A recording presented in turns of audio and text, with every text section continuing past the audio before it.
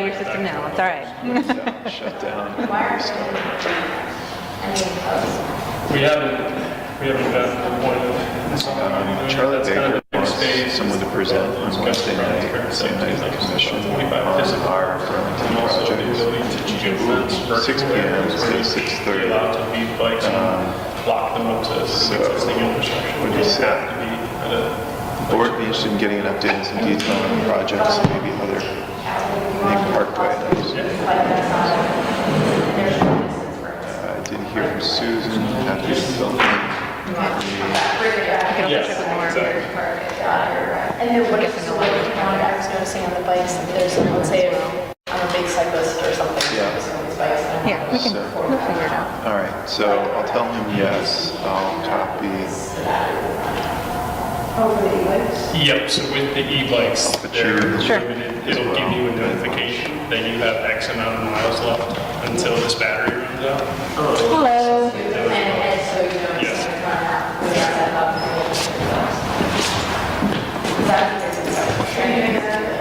Yeah, so for any of the scooters, if you're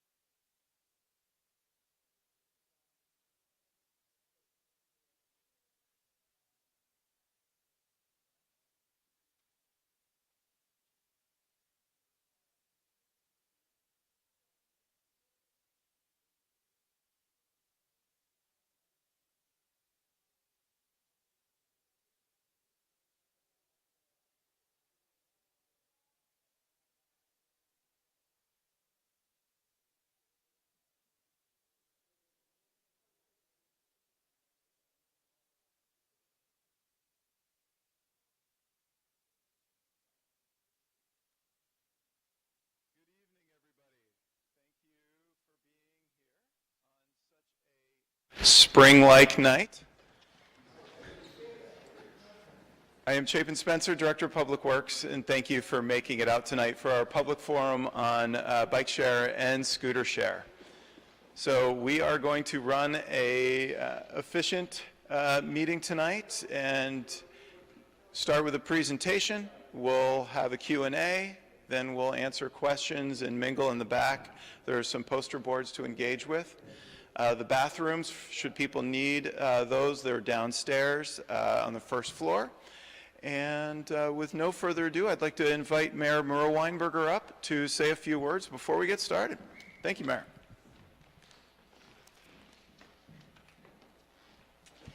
Great, thanks, Chapin. And let me echo Chapin's point. It's great to see so many people come out on a challenging night. And I think that speaks to the importance of this conversation. To try to kind of tee it up from the way the city is thinking about this conversation right now, it's certainly my sense that we are living at an exciting time in terms of the way in which transportation technologies are evolving. We are living at a time when it is urgent that we find ways to evolve as a society. And let me say just a little bit more about both of those things, because I think those are very much on our mind. After, I think, a fairly extended period of somewhat static transportation options and many decades of drift towards more and more dependence on automobile ownership and automobile use, that really has started to shift over the last, call it 10 years. And it certainly has shifted dramatically from my perspective, even in the 7 years that I've been in this role. We have seen these new technologies emerge that have already had a significant impact on our transportation system. Thinking back just to, the highlights of the last 7 years. We didn't have a transit center 7 years ago and realized that long-standing dream, which has changed the bus experience. We have been making major investments in both our sidewalk, pedestrian infrastructure, and our bike infrastructure, and I think picked up some momentum with that, and particularly in the last year as we started using these quick build techniques that allowed us to make more rapid interventions to improve bike and pedestrian safety, and we're excited by the first year of results with that effort. We have seen, I see Annie here, we've seen car share really mature and expand in this community and serve a key role in the community. We have seen the bike share launch, and we're going to talk a lot more about that tonight, but it's awesome to think we have a season under our belt now when we had not had it before. And maybe most significantly to the transportation ecostructure, we have ride sourcing now that did not exist, what was it, 4 years ago, 5 years ago, and that has profoundly changed the way Burlingtonians are getting around in the town. We see on average more than 1,000 trips happening within our within Uber and Lyft every day. And I think you add all those things up, and it is much easier to have either a car-free or a car-light lifestyle than it was just a few years ago. From everything I can see, these trends are going to continue and accelerate in the years ahead. Very exciting what's happening with within electric vehicles. And BED is trying, and that's a whole other topic about how BED is attempting to be a major force in that area and move Burlington forward there. And now, the topic of tonight, we have seen in 2018 across the country dramatic expansion of electric bikes and especially electric scooters in cities across America. We, I think, try to be mindful as a city that new technologies are not an unambiguously positive thing almost ever. There are always disruptive elements of new technologies, and there are new issues that need to be considered and regulated and weighed, and by all indications, the e-scooter technology, it falls into that category. Our sense, and we are not completely expert in this, but we have been trying to pay attention. And when I say our, I want to be clear, I think hope I'm speaking accurately for the multiple partners involved in the Burlington bike share system. So that's UVM, Champlain College, South Burlington, the city of Winooski, and CATMA as the kind of coordinating agency that is playing a key role. And I see Sandra Thibault here, who has been helping lead that effort. We all are excited about having a bike share. We are excited and hopeful about the idea of expanding it to include e-bikes and e-scooters in the upcoming season. At the same time, we are aware that there has been a pretty dramatic difference of experiences in cities across the country, depending on how this rollout is done and the way in which it is planned and communicated. Our understanding of the 2018 experience is that cities that were not proactive, where these companies just sort of showed up and started operating, there was often a variety of issues that the public was quite unhappy about. While elements of the public were excited, maybe 50-50 in some cities is sort of the public acceptance of these.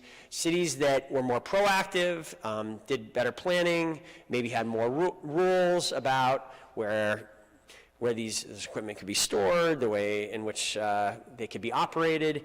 There was much greater public acceptance and excitement about these operations, as high as more than 70% of the public. The point of tonight is to start the communication with all of you about what a 2019 pilot with e-bikes and e-scooters, expanding our current bike share, might look like, to hear your concerns and hopefully your excitement and enthusiasm for certain areas, and to incorporate your feedback with all of our partners as we try to figure out where we go from here. We are expecting to work again with the company Gotcha that was the lead partner in this past season. We have not signed a new agreement with them, and that I thought it was critical that we have this meeting first before we kind of negotiate exactly what the upcoming season was going to look like. And do we have a member or representative of Gotcha here? So great. You want to just introduce yourself real quick, what your name and role? Bob Dell, I'm the local community manager for Gotcha here in Chittenden County. Great. With that, I guess I didn't really address what I meant by urgent time, and let me end with that. Just in that, I know there are some of you are here because you have concerns about this and real skepticism about whether this makes sense for Burlington, and I do think we have some work to do before we fully commit to this. I know there is emerging information about the public safety data. Do people on e-scooters, how at risk are they for accidents? Is there a big dramatic difference between that experience versus bikes? We are becoming an expert in that, and we need to grapple with that. I think in general, I'm of the mindset, and I think the partners are of the mindset, that this is an issue that we have to grapple with and have to be open to innovation and change in that we face a massive crisis in the decades upcoming in climate change. And we know that Vermont and even Burlington are not meeting our climate goals with respect, in particular, to transportation. We are making progress with respect to how we heat and cool and insulate our buildings. We are making great progress. In fact, in some ways, we have kind of achieved a major milestone as a community in the way we light and power our electricity, doing so with 100% renewables here in Burlington. The area that remains a challenge that no one really has the answer for today is in the transportation sector. We know that our emissions, even during a period of of progress in these other areas, the vehicle trips have continued to go up despite many efforts to bring them down, and this threatens our achievement of critical climate goals. The way we think to get to success ultimately is to innovate, is to change, is to be open to these new technologies, certainly not to do so blindly without awareness of risks and possible pitfalls, but at the same time we feel a responsibility to consider and explore innovations that have the potential to replace vehicle trips. There is emerging data. There's dispute over this. It's not a settled point, but I think increasingly information coming out is that these e-scooter and e-bike trips can replace a significant amount of vehicle trips. And when you do that, not only do you make impact on emissions, you also make an impact on congestion and parking load as well. So there's a lot of potential upside. We're looking forward to the conversation tonight and in the weeks to come to find a Burlington way to get this innovation right. Thanks. Thanks, Mayor. Come on up, Director Cindy White, Director of the Parks, Recreation and Waterfront Department. We want to talk briefly about the regulatory environment, and any new technology, the e-bikes and e-scooters, does create an opportunity and a challenge for us to figure out the appropriate way to manage these uses. And we have been working with the city attorney and looking at the general landscape. Our city ordinance does not have a lot of specificity when it comes to e-bikes and e-scooters. State statute does say that e-bikes should not be ridden on the sidewalks.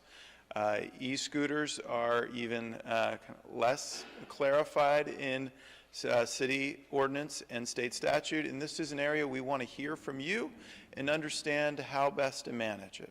Where we've seen e-bikes and e-scooter programs in other parts of the country work well, they are using bicycle facilities, and communities with a robust network of paths, of lanes, of bike boulevards provide safe corridors for folks to travel.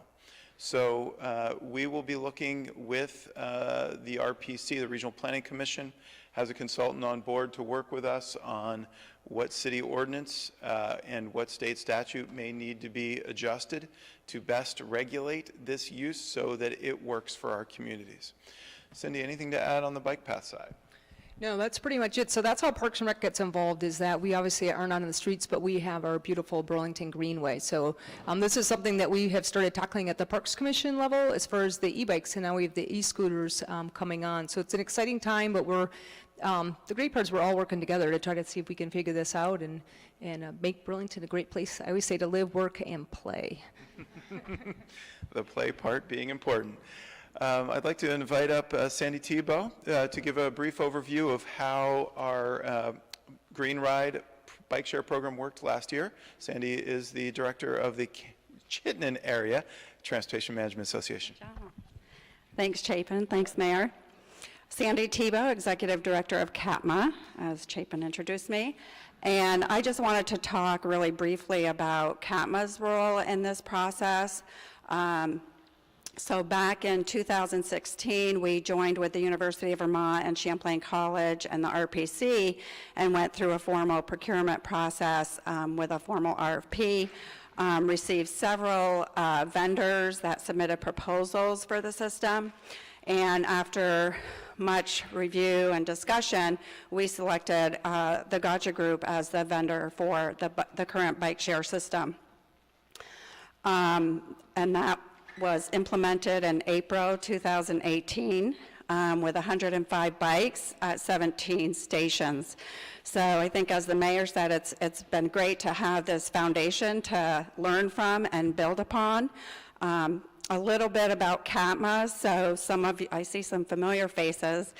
We've been working with the institutions for over 25 years and reducing single occupant vehicles on the Hill, and also increasing sustainable modes of travel for employees and students. And we've been pretty successful in reducing single occupant vehicles by 20%.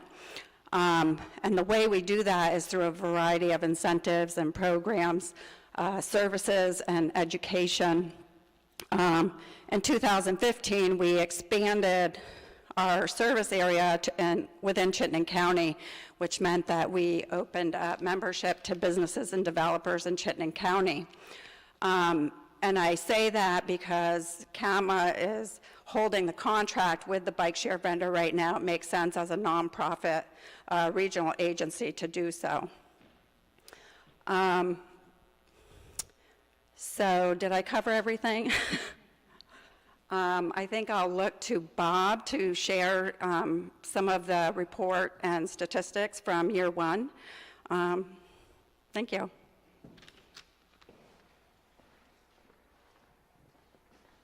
Thanks, Sandy. Hi, everyone. My name is Bob Dale. I am the local community manager for the Gotcha Group and Greenride Bike Share here in Chittenden County. We have, as Sandy mentioned, we've been operating Greenride here in Chittenden County since April of 2018. Some of our statistics to date, we have around 587, that number kind of goes up and down, daily active members, close to 9,000 trips, 21,000 total miles biked. As Sandy mentioned, 105 bikes, 17 hubs across 3 municipalities, that is in Winooski, South Burlington, and Burlington. Our average trip distance was 1.78 miles, and our average trip duration was 18 minutes. We're hoping, now that we're looking into the spring and expanding our different options, both for mobility assets and different options, and especially hub locations, we are looking to sort of expand upon that and sort of boost some of those numbers. So we're going to give you a quick little rundown on the proposition from the Gotcha Group. Looking ahead to the spring, we're looking possibly to roll out some of these shared mobility options come around May of this spring. So the Gotcha Group, we are based down in Charleston, South Carolina. We have around 50 plus mobility assets around the United States. Our big mission is to get people to lead happier, more productive lives through transformative, power, sustainable, and accessible transportation. We always like to say when you ride with Gotcha, you ride with some fierce micro-transit advocates. And our big motto is we believe mobility is freedom. In this photo here, you can see a little bit of our photo of our new assets, our electric bike and the electric scooter, which we're kind of here to talk about tonight and get some public feedback on as we look ahead towards the spring. A little bit more information on Gotcha, as we mentioned, 50 plus mobility systems across the United States. A lot of those are on university campuses, and we have quite a few systems now partnering with municipalities and local partners in those municipalities around the country.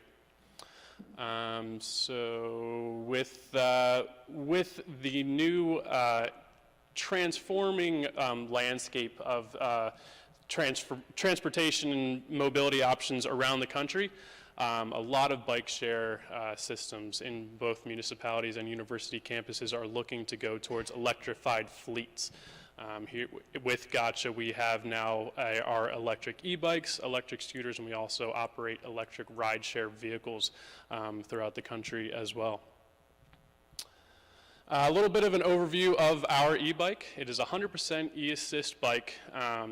It is a 350 watt motor, carbon fiber drive, GPS enabled smart lock, automatic safety lights on both the front and the rear, a basket. Our big thing this year is we are implementing a cup holder in the basket as well. The e-bikes operate off of a swappable battery. So the way these would work out in the field, they would live out in our system area throughout the day, and we would have a team of fleet mechanics that would go out both throughout the day and overnight, swapping out the batteries for our bikes. The proposition, like the current Greenride system, is to have the bikes live outside 365 days a year throughout the year. We have a smart integrated lock, cable lock, that runs off of the front of the bike. Nicole, I believe our next slide gives a little bit more rundown on the bike specifics as well. As we mentioned, integrated LED light in the front of the basket. We are now utilizing a cable lock, which runs from the front of the bike underneath the basket, which can be locked to both our Gotcha proprietary racks and most township-style racks that we have in the 3 municipalities at the moment. A really nice little auto up seat handle, which makes the seats very easily adjustable. We have a steel auto release lock, which locks the back wheel as well, which allows for a little bit more flexibility. That allows the bike to not necessarily have to be locked to something if we were looking to implement some of these sort of virtual hubbed areas. We do encourage all of our assets throughout our systems to be locked to whether it is a Gotcha hub or a city bike rack. So that's another piece of the conversation that we're having with the municipalities, with our partners on the ground, is the utilization of both the cable lock and the lock-to abilities for these bikes. The big thing, the big development, which a lot of the new mobility options around the country are looking at now, is of course the e-scooter, which I'm sure quite a few of you have some questions on, which we will hopefully be able to cover most of tonight. So this is the Gotcha proprietary e-scooter. We developed this ourselves. It is our proprietary product, so it is unlike any of the other scooters out there in the market. It has a 350 watt motor, 15 mile per hour max speed. It gets up to 18 to 20 miles per charge. Unlike the bikes, our current scooter is not a swappable battery. We are working to develop a swappable battery for the scooters so that our fleet mechanics can go out in the field and swap out the batteries. Currently, the system we're operating under is every night all of the scooters are brought in, they are charged overnight, and then our fleet team brings the scooters back out into the field in the morning. The big differentiator between Gotcha and a lot of the other operators out there, which is one of the biggest concerns around scooters, is the clutter, scooters blocking pedestrian ways, being just left out in the middle of the street, being tossed up into trees, you name it, is that we encourage all of our scooters to be brought back to mobility hubs. So similar to our current bike system, we highly encourage that all scooters are brought back to hub designated areas. What we're really trying to work with the municipalities and all of our partners on the ground this year is what we want to do with a combination of physical hub systems and virtually geo-fenced virtual hub areas where these bikes can be locked up and the scooters can be left out of the right-of-way, out of the sidewalks, so that they are not blocking any pedestrian traffic or just causing general clutter. It also helps our fleet team to be able to go out throughout the day, know where the scooters and the bikes are going to be at any given time, so that we can make sure we're on top of doing all the battery swapping and charging, and like we said, that they're not blocking ways and that it's nice and aesthetically pleasing. All the scooters are standing up, they're not strewn all about, and that our bikes are going back to our hub areas. The great thing about both these bikes and scooters is that they will all live through one app. So we have developed our own Gotcha app. So you will be able to see our system area, find out where the bikes and where the scooters are, all through our Gotcha app. As you can see on that second little phone slide there, it'll give you a map of our area. It'll show you where the scooters are, where the bikes are, and how many bikes and scooters are there. It will also be able to tell you the electrical charge on those bikes and scooters so that you know exactly how far you can get on said bike or scooter that you choose to rent. New users, really easy, quick sign-up method. Just put in a credit card and you are ready to go. Like we said, you will have the option of choosing either a bike or scooter. It will show you where those are. And a little bit different from what our current bikes are that have the computers living in the back of the bike where you type in an account number and it gives you all your information right there. Really easy for the bikes and scooters. All you need to do is with your smartphone or an RFID card for people who do not have smartphones, You can either scan the QR code or tap an RFID card, and then you're ready to go. Another thing we can do through our app is show people areas that we may designate as no park areas, or areas that are restricted off limits for the bikes or the scooters.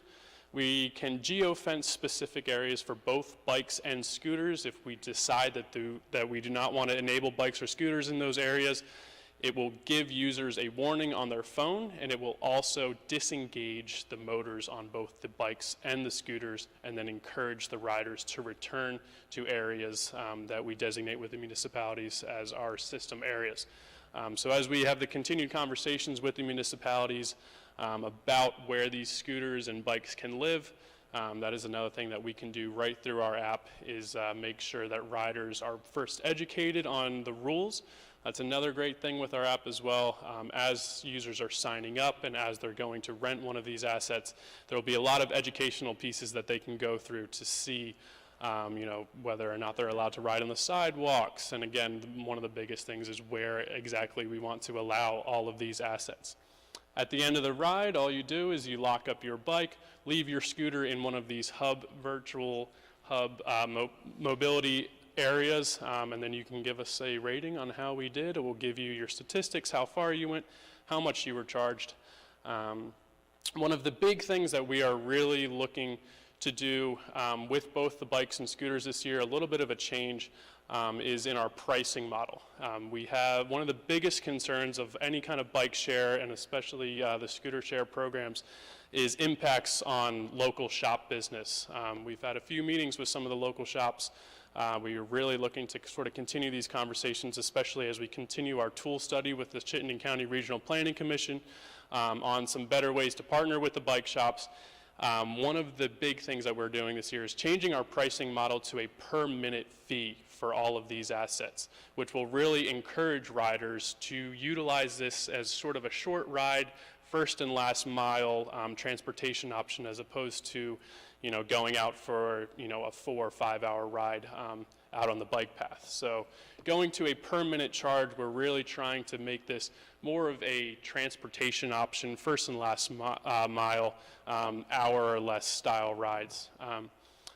A little bit more information about our hub system. As some of you know, on the left here, we have 17 hubs around the 3 municipalities, Burlington, South Burlington, and Winooski. The proposition is to go to 25 physical hubs utilizing our gotcha racks, with the ability to geofence some virtual areas, just like on the right there. These are great options if we wanted to, geofence the Winooski Circle for an event. Say we want to allow riders to ride to Waking Windows for the weekend, we can geofence the entire Winooski Circle, and they can lock up their bikes to any existing racks and then bring scooters to a designated hub area within that virtual hub as well. So we're really looking to sort of work with the municipalities on keeping this a really flexible system.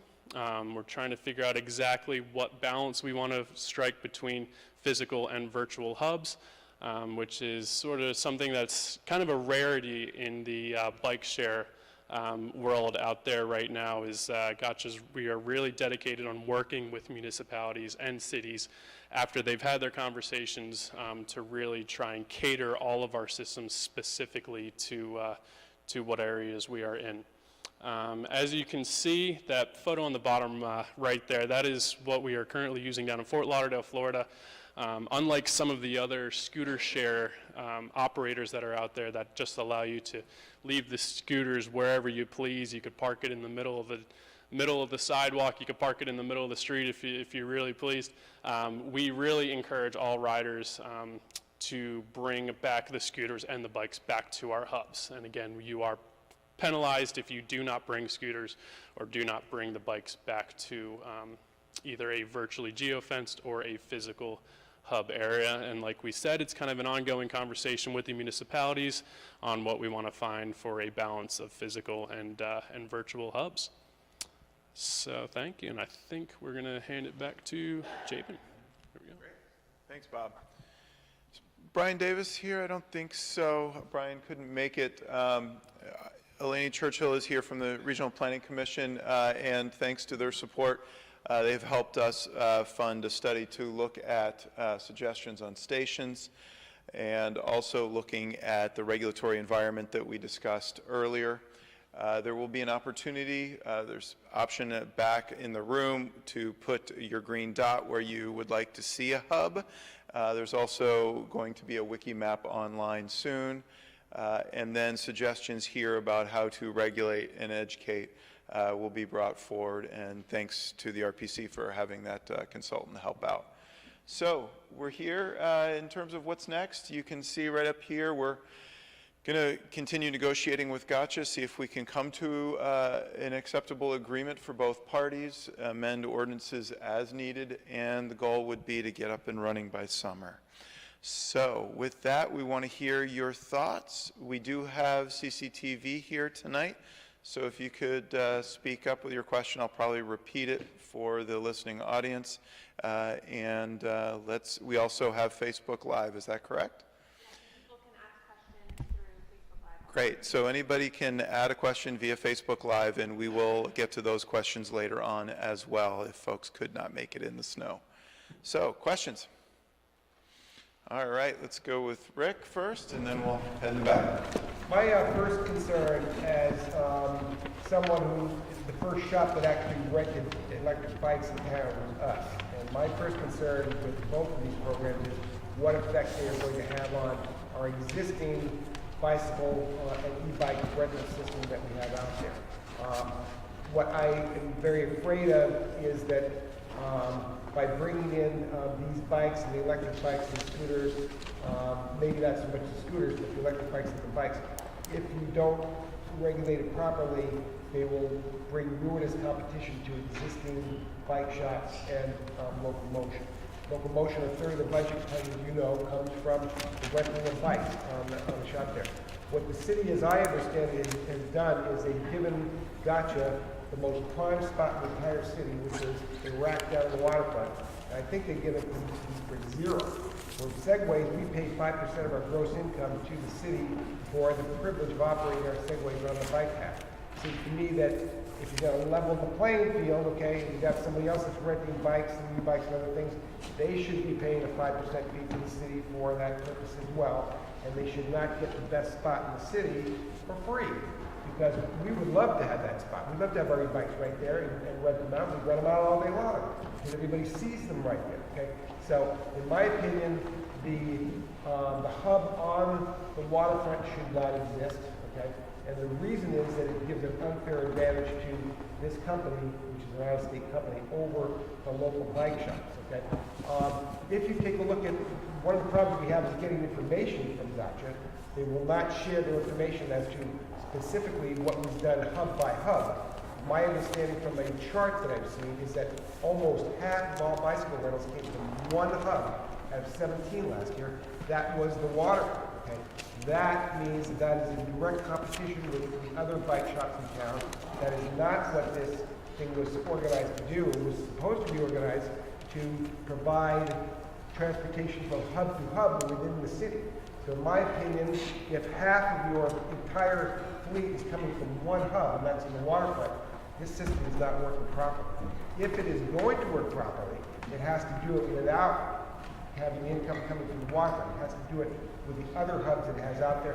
My opinion is you ought to eliminate the hub on the waterfront entirely so that you give some equity to the other bike shops in town, okay? And see if the system stands on its own point to point without the waterfront coming in. Very happy to hear that you're going to put some type of geo-fencing in or some kind, because that will then allow you to prevent the bikes from going out on the causeway. Our main income comes from tourists during the summertime. That means renting a bike and going out to the causeway. That's why they rent electric bikes. We cannot have ruinous competition with this. So if you can put some type of geo-fencing that doesn't allow those bikes and e-bikes and scooters to go out to the causeway, that certainly will provide a lot of protection for the local bike shops. Thank you very much. Thank you. The audio is very good. So don't worry. What's that? The audio is very good. The audio is good. That's great to hear. So there's regulation, there's technology to look at ways that it does not detrimentally impact the outdoor recreation local business scene here in Burlington. Yes, let's go with Joe and then up front. So I hadn't planned this, but my point is kind of a counterpoint to that. And I guess I wonder, what's the number of point-to-point or last-mile trips that we have? And if there are local bike shops and they have e-bikes, then it seems like they could compete in this marketplace. But I guess I wonder from, Gotcha, what are the numbers in some of these other cities? How many are people that are, taking them for hours at a time, that are going, places that are tourists, essentially visitors, versus last mile people? And we're so small, do we have enough people that live here that we can actually be a last mile only kind of system, or do we need the other people as well, the tourists? Okay, let's get a brief answer from Bob and then move on to the next question. Yes, so one of the main concerns, obviously, with the local shop businesses in town is how much this is going to cannibalize some of the longer distance trips. One of the things we really are looking to do with this tool design study, which will be put on by the CCRPC, is figuring out how we want to especially position hubs more into residential areas, keeping hubs away from just these tourist market waterfront areas, so that we can truly try and transform this more into a transportation option and not take over some of the local shop businesses. Another point just to touch on really quick, which we didn't really get to earlier, with especially the scooter piece, a really big piece that we probably should bring up today. Gotcha proposes for as long as we have scooters on the ground in Burlington, for both bikes and scooters, there will be no more financial contributions that we will require from any of the municipalities, first of all, but we are actually looking to then contribute $1 per scooter per day. So with the proposition of adding close to 200 scooters, if we have those scooters on the ground between April and say through to the end of September, we're looking at close to $30,000 that Gotcha is looking to invest into a local micro-transportation, sustainable transportation fund, which we want to have CATMA oversee to work with the 3 municipalities to invest that income into improving local bike infrastructure and working with policy as well. Thank you so much. All right, Bob. May I have a speak? May I have a mic? Yes, I don't think it comes all the way over, but you're welcome to come on. Hi, I'm Bob Herring. I'm on the Electric Commission, and I support electric vehicles, and I support maybe electric scooters. But when I'm just a guy on the street on my bike, I have a little different view about electric vehicles. And I want to point out, and I think I heard you say this, Chapin, we basically have no policy about where these things can go and cannot go. When we replace a car with an electric car, we save a lot of carbon, and the car occupies the same space that the car did before. When we replace a car with an electric bike, we only hit about 1/8 as hard in terms of carbon. And furthermore, we now open areas that previously were closed to motors. The prime example in my mind is the Greenway. So when I'm hearing that we're going to go full out on these things by Memorial Day, and ironically, it means now you won't be able to rent a bike that isn't motorized, and we still don't have any idea about where they should go legally, I think the whole thing is turned upside down. We're rushing, and we're not actually confronting the issue of what are the downsides of some of these things. And specifically, I'm concerned about motors going where they didn't used to go. Thank you, Bob. All right, sir, yes. I guess one question about the e-bikes, are they electric assist bikes or bikes with an electric throttle? Yes, they are electric assist bikes, at least the ones that Gotcha is proposing to add to the fleet. I know that there are many different types of electric bikes, but these would be pedal assist, or electric assist, excuse me. Yeah, and then I've tried both of them out, and they're very, very different experiences in that. If you haven't tried them, I would highly recommend it. It's very interesting. I would just like to say my mom couldn't come here, but she would really like to say she's very excited about scooters. She drives to work. She lives in the city and works in the city, but she still drives to work. She doesn't bike because it hurts, so she's really excited about the possibility of electric scooters. Okay, thank you. Next comment, yes. I was curious to learn more about the I think it's called an RFID card, so that people who don't have smartphones can access these bicycles. I guess I'd like to learn more about it with the profit. I want to make sure it's equity and being able to access and express for people who don't have a smartphone. More information on the RFID card for the unbanked or unsmartphone. Yeah, so we currently partner with Old Spokes Home, who we are looking to continue our partnership with and bolster our partnership with Old Spokes Home. If any of you did not catch the mayor's Facebook little visit to their new space, highly recommend checking it out. They're moving into a beautiful new space. But going back to the RFID, yes, so for unbanked users and people without the smartphones, they have the ability to go visit Old Spokes. We're also looking to sort of broaden throughout multiple other partners in the local area so that users can prepay for a specific amount of time or a monthly, yearly membership for the bike share. And then will be issued an RFID card, which they can then use on the bikes and scooters to unlock. The bikes and scooters will then track their usage through the bike and computer GPS, and they can then see either online if they were to utilize the computer, or to go into Old Spokes Home and see how much time or dollar amounts they've utilized if they're doing the pay-per-go. And with both of our monthly and annual memberships, you are allotted a certain amount of free time riding per day. Great, thank you very much. And before I get to the next question, just to remind folks, tonight is not the only night to comment. We do have this email address, DPW Planning, that is up and running. The public should feel welcome to submit comments, and up soon will be a wiki map to contribute ideas for locations of hubs. Yes? So the scooters will be 50 miles an hour speed limit? Proposal speed limit on the e-bikes? So the e-bikes, they have a 20 mile per hour max.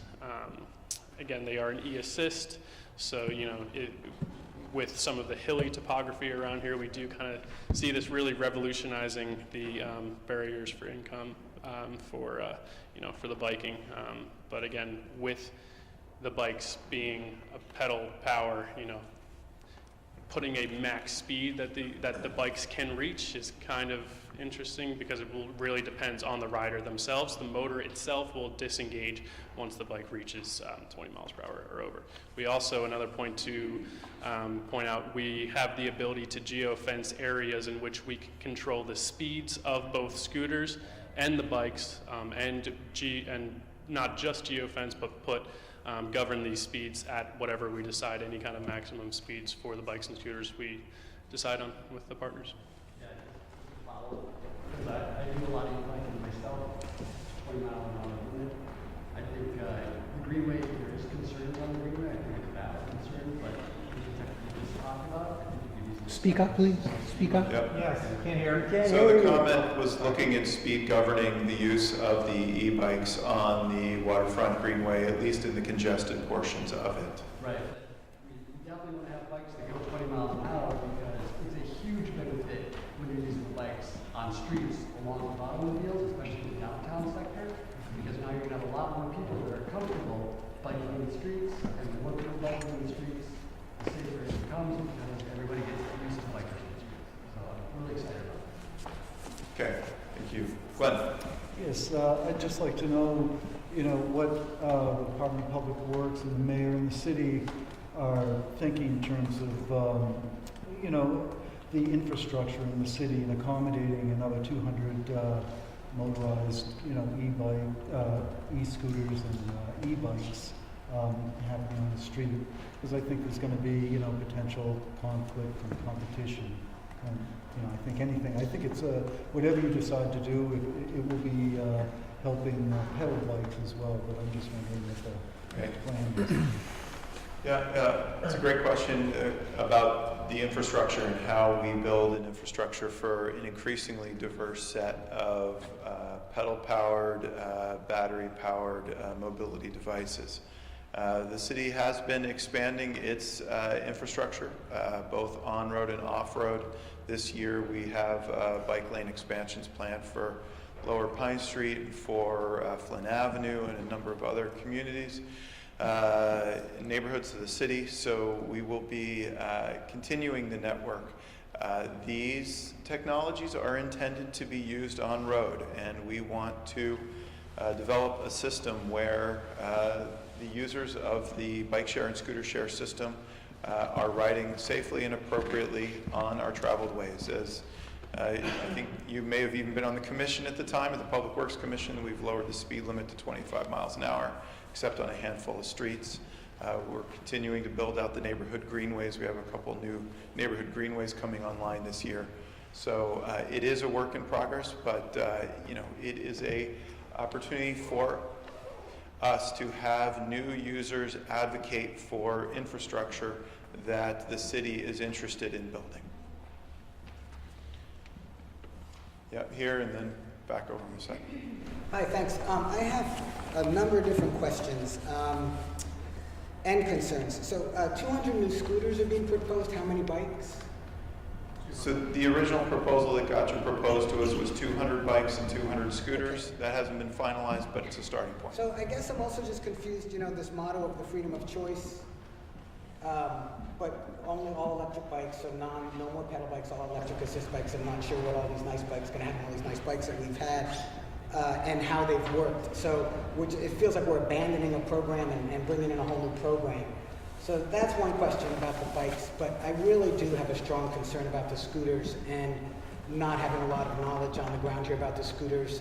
People here, I presented last night at the city council meeting, and I've been in touch with a lot of people about just the dangers of the scooters. It sounds like you've addressed some of that by having this a docking system, which is great. So you've addressed this problem that's happening around the country. But the other thing is safety and things around, you know, you have pictures with people with a helmet, but who's going to have a helmet for a last mile ride? People don't know how to ride them. They do zip around. They do bring them on sidewalks. Who's going to enforce some of these rules that we're saying we want people to follow? Is the police department supposed to now take care of 400 new vehicles around in the city? And so there's just feels to me also like in this meeting itself, it sounds like it's a done deal. I hear that you're negotiating last of it, but I heard Cindy say, we have the e-scooters coming on, period, end of sentence. So this is like a done deal. Where so many cities, dozens and dozens of cities around the country have had these rollouts with disasters. And so I'm really concerned about that happening here. I also want to talk about pedestrians and people who use the sidewalks to walk. People who use the sidewalks who are in wheelchairs. People who use the sidewalks who don't have great balance. All of these things are going, or people who use the bike path who don't have great balance. People who use the bike path with strollers or running. So it feels like it's going to really impact all of that, and I don't really see how we have a plan. We have a lot of staff in all of these departments, and it's beautiful, all these planners, but what are they doing to take this experience and turn it into policy?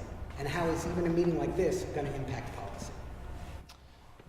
Why don't you start with the bikes and I'll talk about Cool. policy.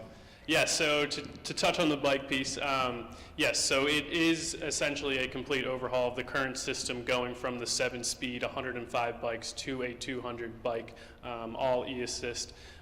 We really see that sort of revolutionizing usage, especially in this area with the topography. One of the current downsides of, you know, having a bike share system in a very hilly area is a lot of people tend to take the bikes from the top of the hill, ride downtown, turn around, look back uphill and say, oh, you know what, I'll walk, I'll take the bus, or I'll, you know, just leave the bike here. So what we really see, especially from an operational side, the e-assist bikes sort of revolutionizing a system that can really self-balance itself so that people can ride back up the hill, get back out to wherever they are trying to go. We are really looking to utilize some planning with the Chittenden County Regional Planning Commission and this tool study to really focus in on redistributing and adding some more hubs to make this a transportation option as opposed to something that people are just going to be taking, cruising on their e-bikes down the bike path. That's really not our goal with this system. So again, nothing that we're talking about here is a done deal. No pens have been put to paper. We are really looking to go through all of the planning conversations with the city being there at the table with them. And as these conversations go on, I'm sure Chapin can kind of touch a little bit more on the next steps, but we at Gotcha are really, really focused on working with the city before implementing any of these assets and making sure that we have a well and thought out system before we put anything on the ground.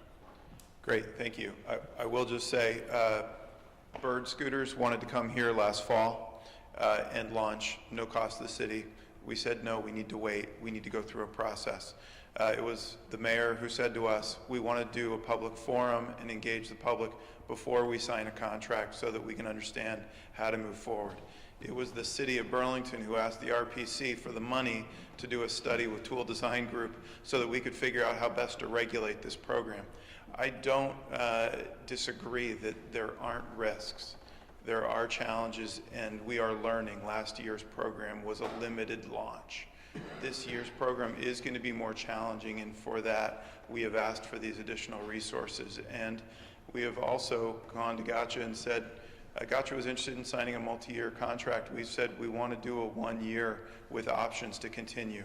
We need time to evaluate this emerging approach. And so those are some of the steps we've taken to take that measured approach. Yes, Sarah, and then Sandy. I just wanted to take the opportunity to react to your reminding us about the speed limit in the city. As you know, it's one of my prime joys, unrealized. And so I look to the possibility of electric, whatever, joining the roads, mostly to help auto drivers realize that they're not the only ones that can enjoy the infrastructure. So my point is that I'd like us to think about what it's going to take for people to actually drive the speed limit.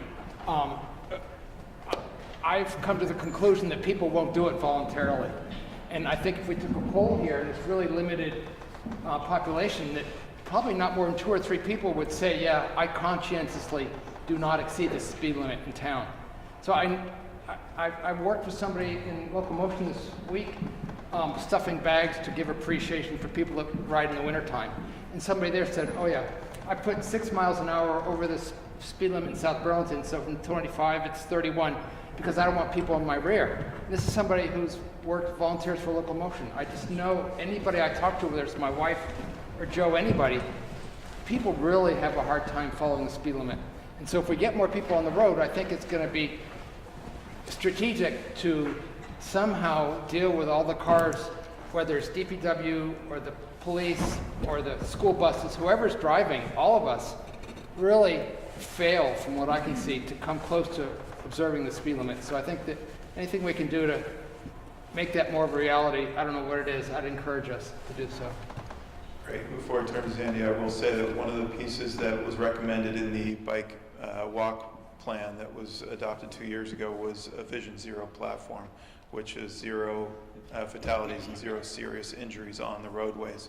The city is taking a very close look about whether we are resourced and ready to launch such a campaign. If we do, we are going to be aggressively moving to engineer our roads even more than we are now to get people to abide by the policy limits that we have set.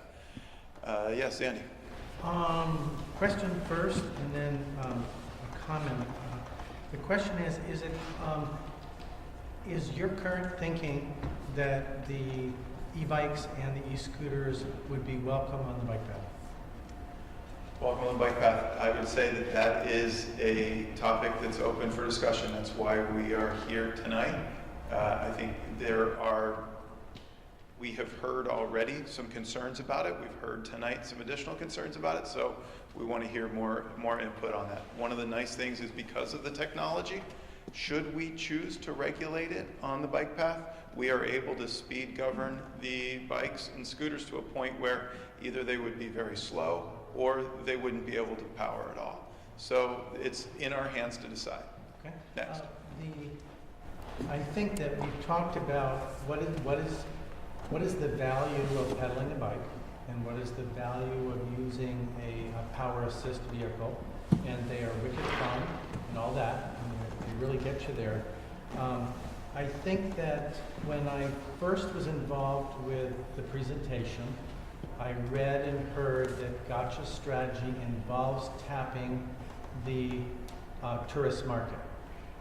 We have had subsequent discussions, and I personally have made suggestions that instead of saying an electric bike or an electric scooter is worth $2, it's really not the same as a pedal bike.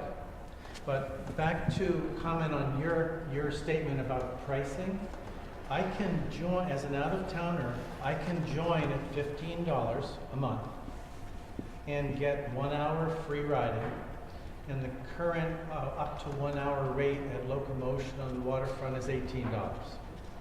So I can pay $15, save $3, and then for the rest of the month, take 1 hour trip per day, or say I'm here for a week. And so I don't think the pricing is actually supportive of some other investments we've made in this community, say with Locomotion or other businesses that provide this service. And we're not really competing with someone who's riding 6 hours and like killing themselves, but they are going to Causeway or they're going for an hour or two.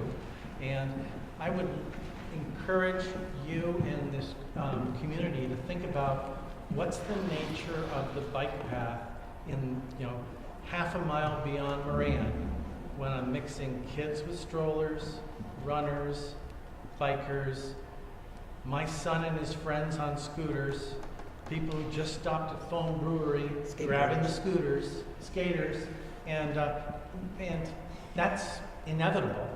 And what do we think about that? Right, and that's why we're here. This is a policy question. The good news is we can make the decision, and I think I understand your thoughts about how we set up the financial pricing to disincentivize the use of these for recreational rides, and to as well look at prohibiting certain use on the recreational path. Yep, Jordan, we have a question from Facebook Live, and then we'll get you there. Facebook Live, did the city get bids or proposals from any other operators? Okay, so the question was, did the city get any other proposals from any other operators?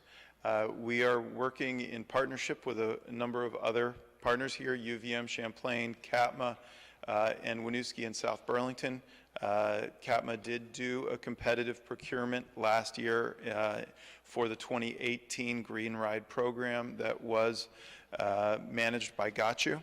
And so this round, there has not been a formal procurement process, but there is a negotiation underway for the 2019 proposals. It does not mean that this community can't decide that we want to regulate this in a way where we want multiple vendors in our community.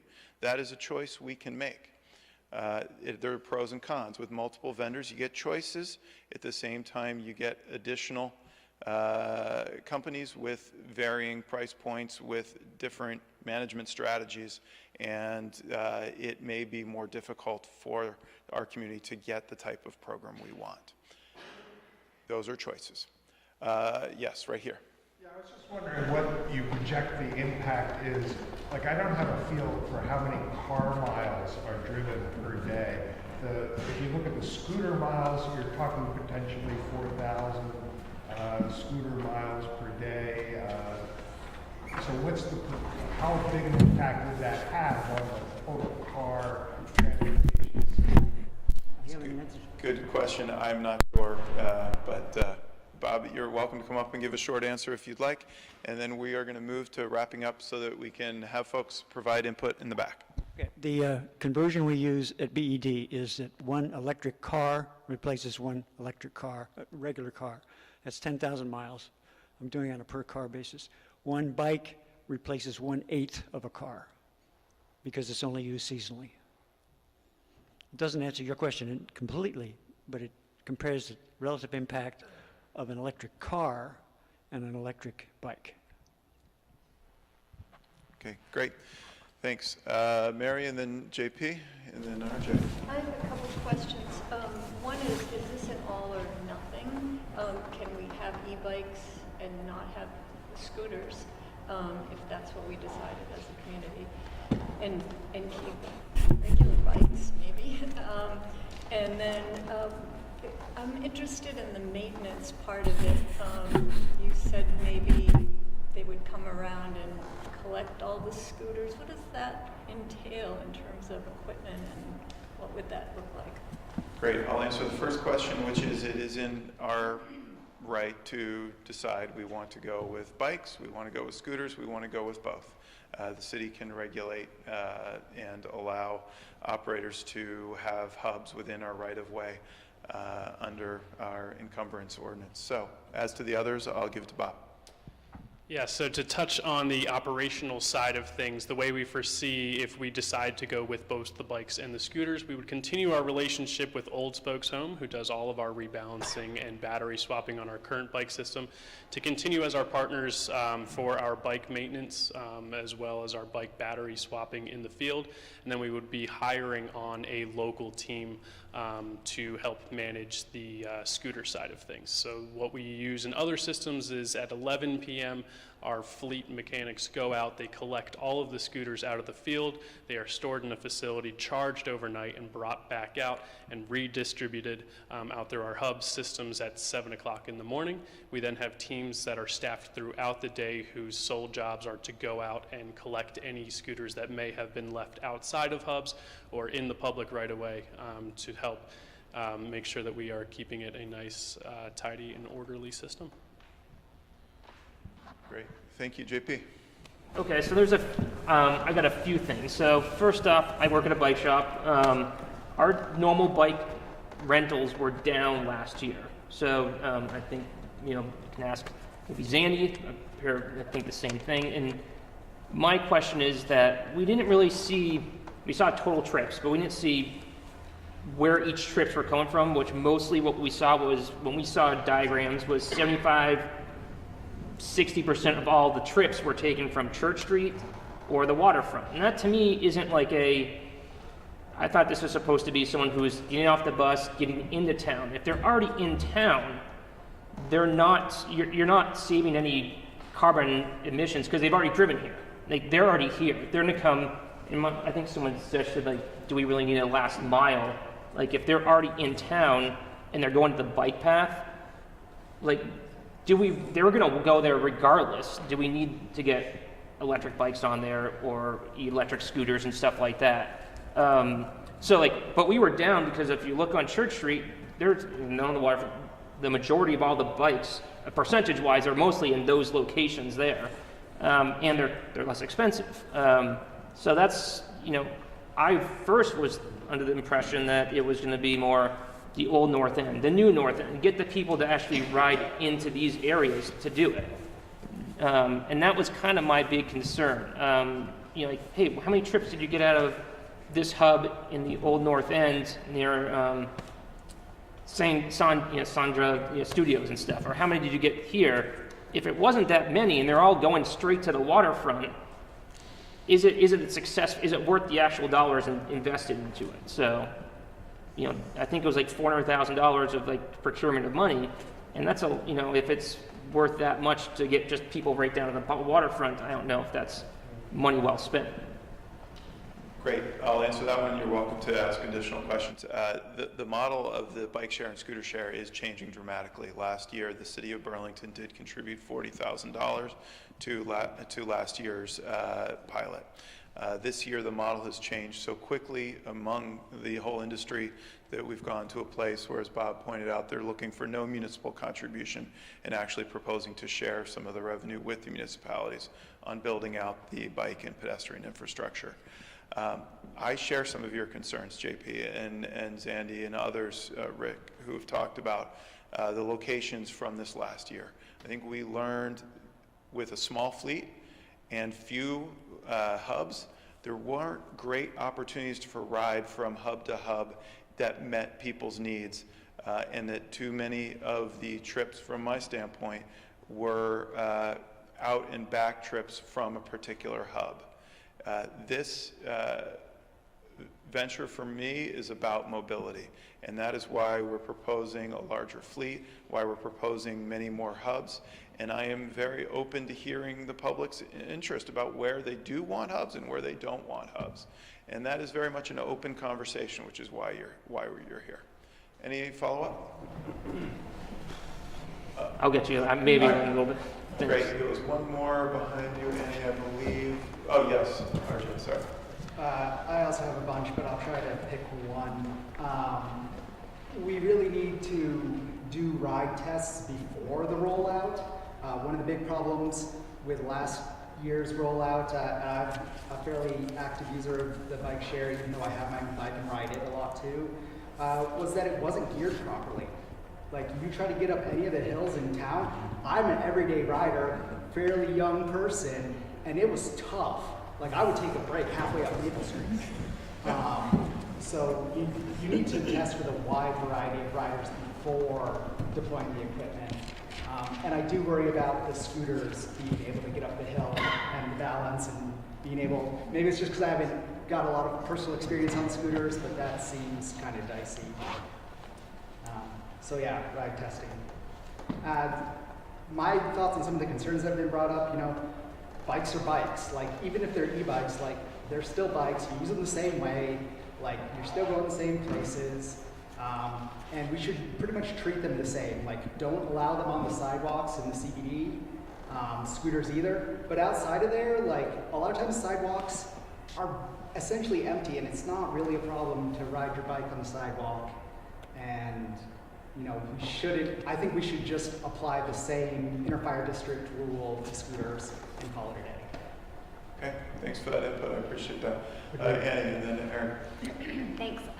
I'll step back and take a kind of big picture comment and say I'm appreciative that the city feels a sense of urgency to reduce transportation-related emissions, and that's awesome. I'm happy to live in a city that prioritizes that. And I'm excited that in the past year we've doubled the number of shared mobility options, and we're potentially going to triple it. And I think that making those options available is a huge, part of the solution to getting people to be less dependent on privately owned vehicles. And I just encourage the city with that same enthusiasm and swiftness to think about the other side of the equation, which is to make the default choice of owning a private vehicle less favorable and less easy and less convenient, so that people will really gravitate towards shared mobility and not feel the need to drive around a personally owned car and, drive from home to work in the same city and think about using these other modes. So it's awesome. I'm excited, and yeah.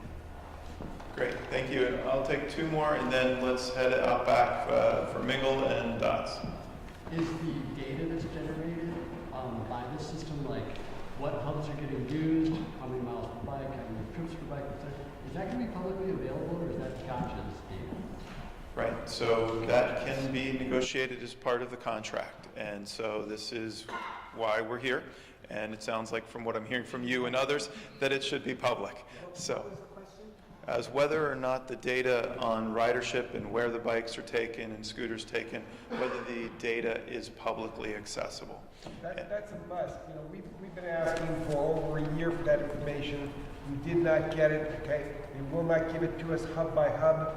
The public cannot make rational decisions about whether the system works or not without having that information. So in my opinion, if the city is, if you're not going to get that information out of the system, don't enter into a contract with that company. Okay. We are taking notes. Thank you, Nicole, for keeping us all these good comments written down. Any last comment before we break up?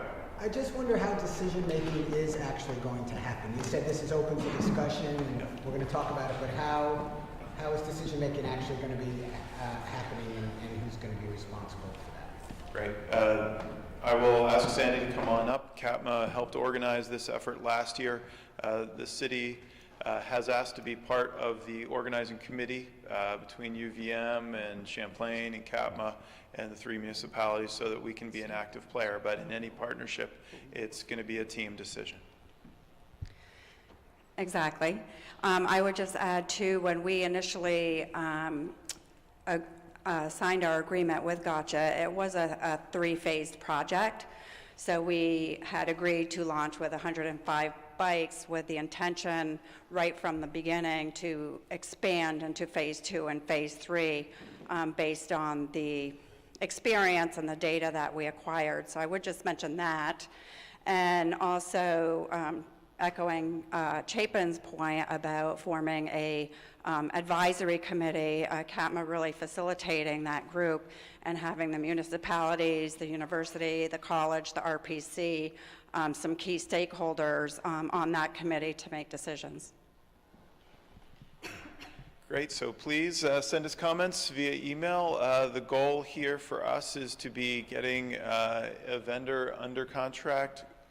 The hope is within the coming month so that we have time to shift and get something up and running for this summer. So please get us your comments in the next couple weeks. We really appreciate you being here tonight. Thank you for your leadership, Mayor, on all sorts of transportation options. Look forward to the ongoing conversation. Make sure you've signed in if you want to stay in touch with us as this project moves forward. Thanks for coming and safe travels home.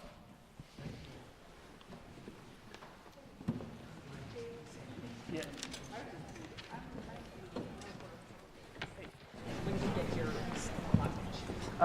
Cosino? Where do you work? I work